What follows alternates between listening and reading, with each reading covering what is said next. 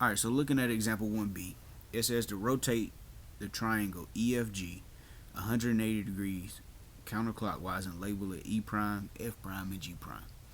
So now, first thing we got to find out is the direction. The direction that they told us for this problem, that we're going to be going counterclockwise.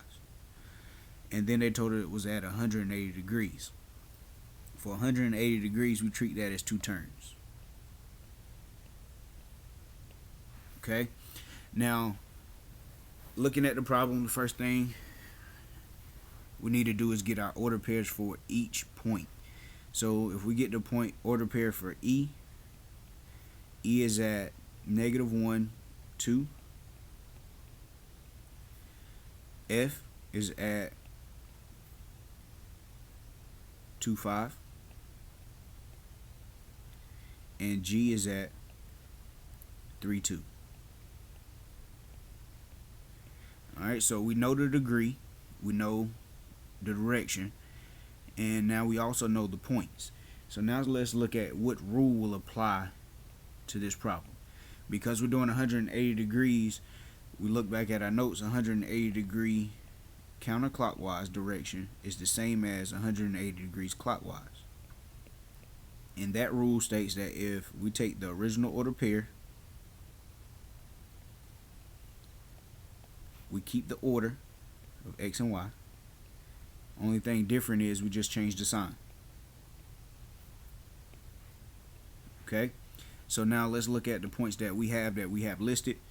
It says all we got to do, keep the order pair the exact same and change the sign. So I keep 1 and 2 in the same order, and then I change their signs. So I had a -1, that becomes a +1. That's what change means. And then we had a +2, so now that becomes a -2. Looking at our next point, we keep the order 2, 5,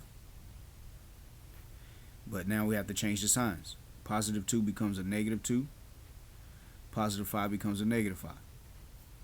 And then our last point is 3, 2. And what happens there is +3 becomes a negative, +2 becomes a negative. So now let's graph these points.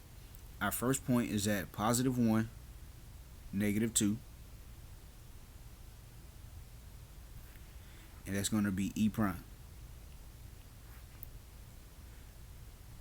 The next point is at -2, -5, and that's going to be F prime. And our last point is at -3, -2,